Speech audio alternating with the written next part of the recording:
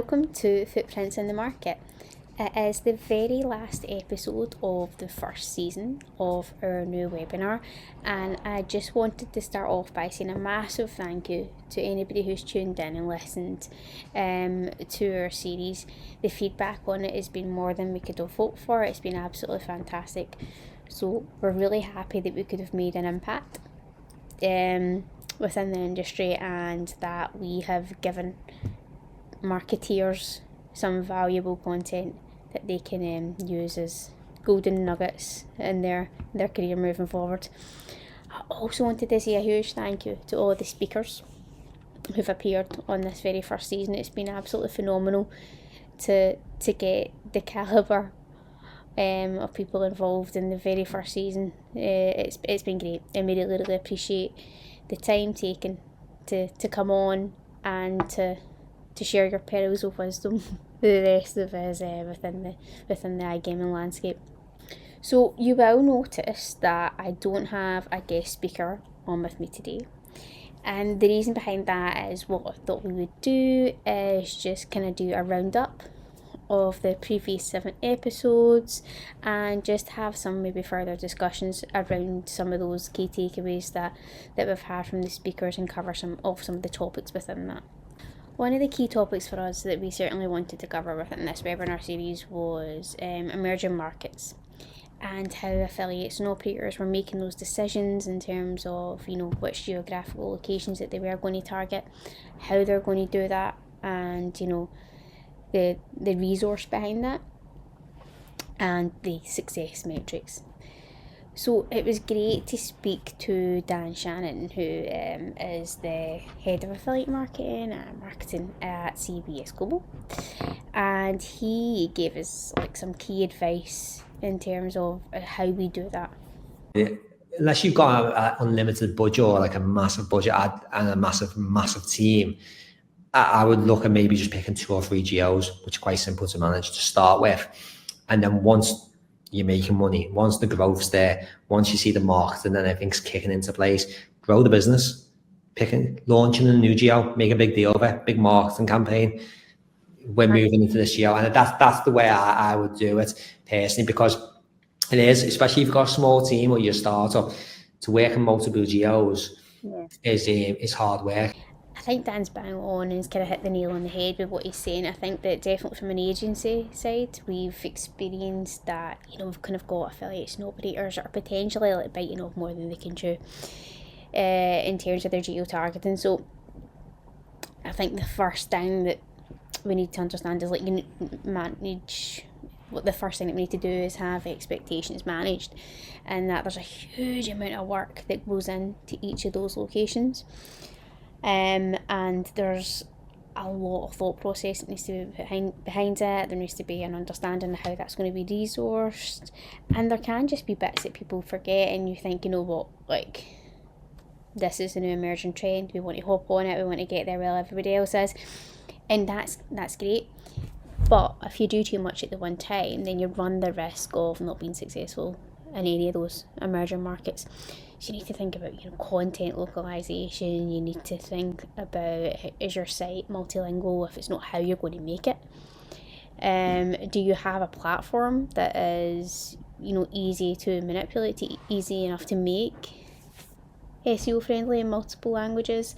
There's just so many factors and so many considerations that it is one that you really need to think about carefully and map out appropriately, and think of it as effectively launching a new brand, because that is kind of what you're doing. The audience is completely different.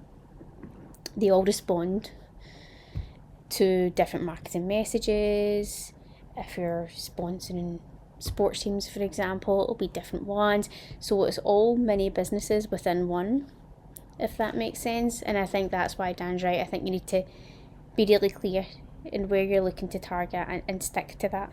Kind of carrying on with the international sort of theme, we spoke to Martin Calvert, who is the marketing director of ICS Digital, and obviously they've got a fantastic track record of taking operators and affiliates into other geolocations.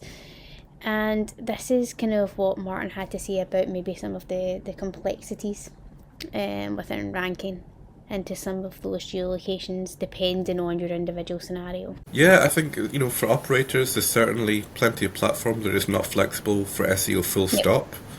And that's, doubly difficult when it comes to trying to localize things when you might not have full control over the interface. If it's some white label type setup, you might not be able to even customize the language easily, and if you do, it might be very out of the box type stuff, so it doesn't really give you any edge over anybody else using that platform. Yep. So then you've got to think, how do I create content around that? Is that easy to do? I think Martin's made a really valid point surrounding that in terms of some of the operator brands that are potentially, using a white label platform provider.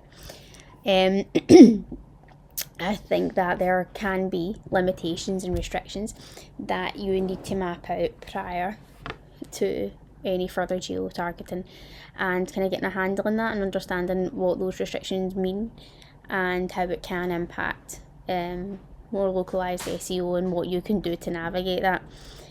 And again, it varies from platform to platform. If you're like a standalone brand, then things obviously can be different if you have your own developers and everything like that in-house.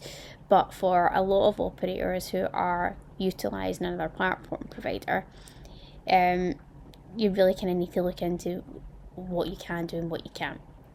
And it could be that what you need to do is, as Martin kind of says, think of more out-of-the-box strategies. Could be with SEO or overall marketing in terms of maybe sponsorship, PR, that kind of thing, to actually kind of get your brand out there within those locations that you're looking to target. It could be that SEO is not the right route for that, dependent on the platform. It also may be that you want to then think about the platform that you are using, or think about how you're developing within that and make those kind of choices based on where you're trying to target and where you kind of see your brand going. Sticking with the operator theme just now, we touched base with Adam Gaskell, who is the UK marketing head for Kindred Group, and what we really wanted to do was kind of get some conversations going surrounding, the sponsorships that those guys have going with 32 Riding Unibet. Obviously, being from Glasgow, we had a particularly strong interest in their partnership with Rangers FC. Obviously, their front of shirt sponsors there, with a partnership that spans about now 10 years after the latest deal that they've just signed. But we were also really, really keen to explore how they'd been using the sort of 0% mission and responsible gambling messages within those partnerships to create really solid, safer gambling messaging throughout their marketing. So this is what Adam had to say on that. Gambling obviously is always under the microscope, and I think that as an industry, as a collective, the work that has been done across the board over the past sort of five or so years, maybe even longer, has sort of shown that we are willing to provide a much safer environment for customers to have their entertainment on our sites, and publicise that a little bit more. And it is, given how big football is, it can be quite hard to paint that picture. But I feel like we've done a really good job. We obviously have a percentage of our advertising now which promotes safer gaming tools and the 0% mission. We have it on our LED as well at football games now. I think we have 25-30% of our advertising dedicated to safer gaming. So, we're really making sure that what we put in front of people is effective in terms of safer gambling. I think there's a couple of pieces to that it'd be kind of great to delve into a little bit more. I think first is that I think it was really creative and innovative what the guys at Kindred have done in their 0% mission. I think that it only does our industry a lot of good to have that kind of safer gambling message at the forefront of these campaigns, and also the level of transparency that we've seen from Kindred on that I think has been fantastic too. So obviously they're really, really clear and the reports that they reveal in terms of how far they're getting with their 0% mission, so that there are no players that are on their websites that could have any issues with gambling.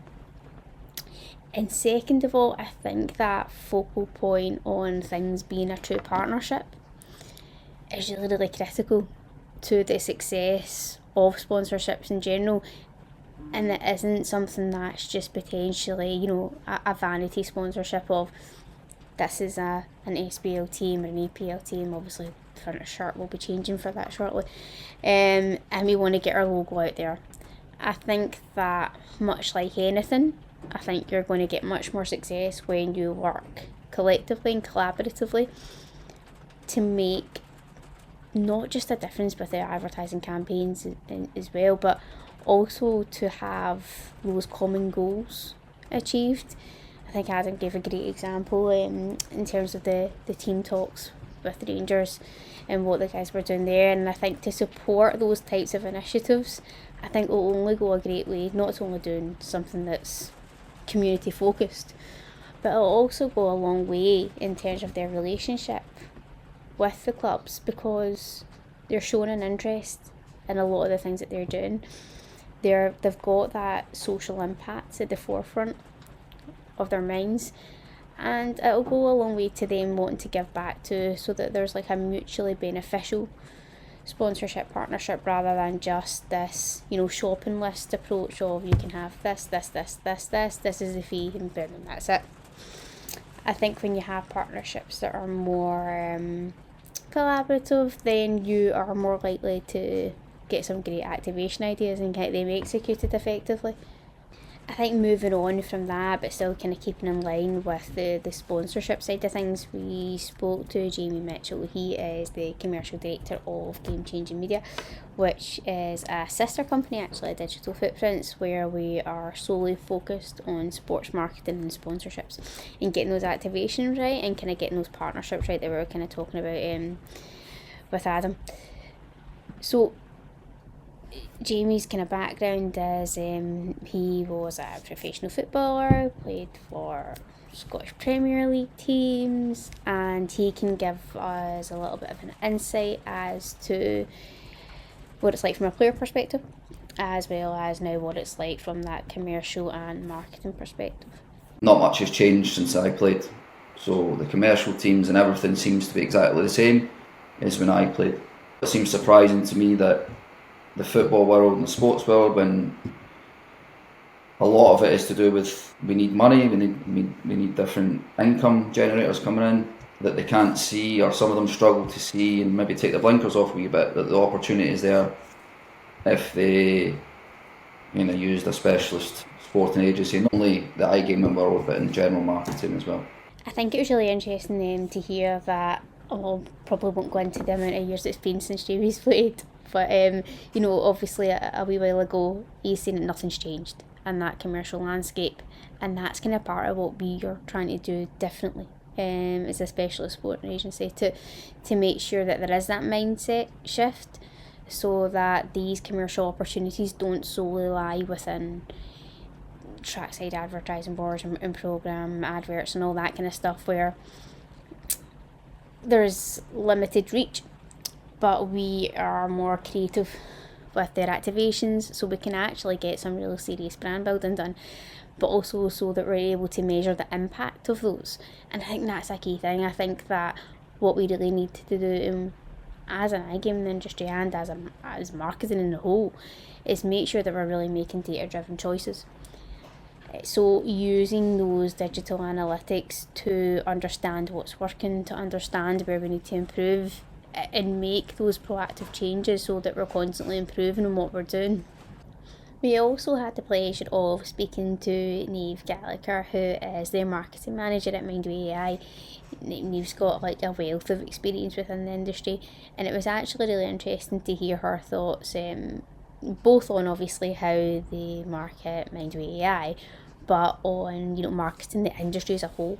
The industry as a whole just comes under fire so much, and I think the general public aren't really aware of what goes on in the background in terms of industry fines, restrictions for advertising, that the fact that there is gambling regulators, I think a lot of people just wouldn't really know that. So there's, I think, a lot to be done around education, not just for operators' own player base, but for the wider public as well.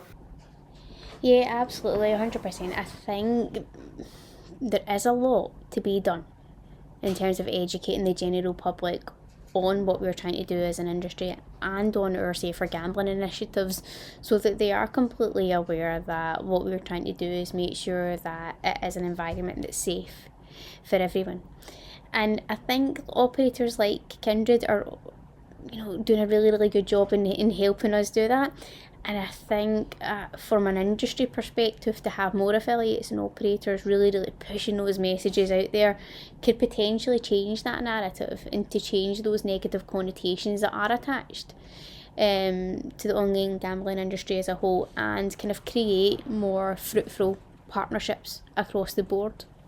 Obviously, we've covered the B2C and the agency side of things quite a lot when we've been talking about marketing based on the guests that we've kind of ran through there.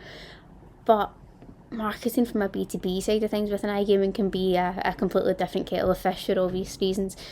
So we actually also spoke to Niamh about the kind of content that resonates with her specific audience and how she includes that as part of her overall marketing strategy. Case studies are always successful. People want to hear what's going on and, the real kind of practical results as well, so that, people can derive value from that as well. But I think, and this was something that we always tried to get when I was working as a conference producer, was actually the pain points. So from both sides as well. So maybe, what we find challenging as a supplier, but also obviously what our clients find challenging, and doing the research and having the well-rounded research as well. I think from, we work with operators of all kinds across different verticals and across the globe as well. So you're going to have different nuances in what their challenges are, depending on that. Do you know what? I think that's absolutely marketing especially, isn't it? It's finding the problem and then providing a solution for that, and being able to communicate that effectively with your target audience. And I think everybody responds well to a real life story. Everybody can relate to that within that space. So if you're saying this is a problem that we were presented with, this is how we fixed that, that's great content to have. And that's something that we will find other operators, other affiliates will be able to say, do you know what, actually that's an issue that we've got and we can really use that solution. So I think that's a really clever way of getting your product across, and especially given obviously the product that Mindway AI is and the service that they're providing. Again, that's only something that can be beneficial to iGaming as a whole, never mind the individual operators that they are working with. We also sat down with Michael Baker-Mosley, who is the CMO of IGP. Obviously, he's marketing a product to the iGaming industry as well, and more of a B2B level than a B2C. And we kind of talked about, conferences and the importance of that. And I think it was a kind of common theme with everybody that was on this season in terms of as an industry as a whole and the type of environment it is. It is quite different to any that you've probably worked in before, and that it is really, really close knit, and it is really helpful, and it is really friendly, and conferences do act as a hub for that. So Michael kind of went on to tell us how they utilise that. Conferences are sort of, to a certain degree, mini strategies, marketing strategies all in one. It's the place where you build brand, generate leads, and convert people. I don't think there's any part of the any other marketing tool that does it so effectively as conferences. But I think we definitely see the conferences as an opportunity to bring everything else to life. The marketing campaigns, the content we do, the articles we write, the emails we send out. I think we know when we're doing a good job and we have a good conference. I think, from a B2B and even an agency side, absolutely conferences are a main focal point for the marketing that we do, not only for ourselves but for our clients too.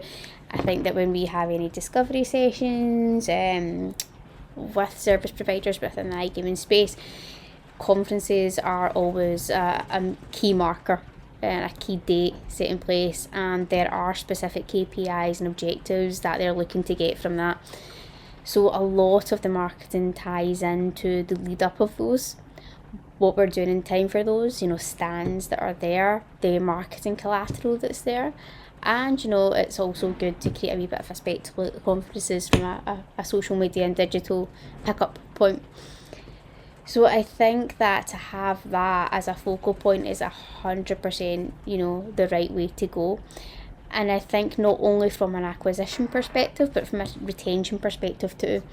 We talk a lot about client feedback and being reactive to that.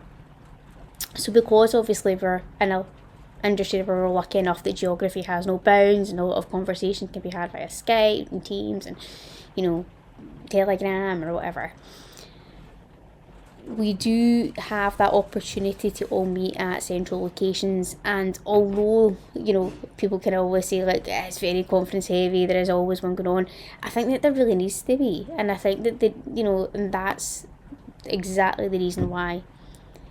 It's a place where you can meet your clients, get some feedback, and make any necessary changes to what you're doing with either the marketing of your product or actually the product itself. We were also really, really lucky to have Adam Azor, who is the Executive VP in Global Marketing for Sportradar. He was on our very first episode, which was fantastic. So I just want to say a special thank you to you, Adam, because you obviously allowed us to make our mistakes early on with you. So Adam gave us some great advice in terms of how he uses the principles of marketing for Sportradar within this space. Marketing is very simple. Right message, right audience, right time. And it is about making the right choices that drive that. Do your research, understand your audience, and be a great marketer. Embed yourself into the business. Be close with products. Be close with commercial.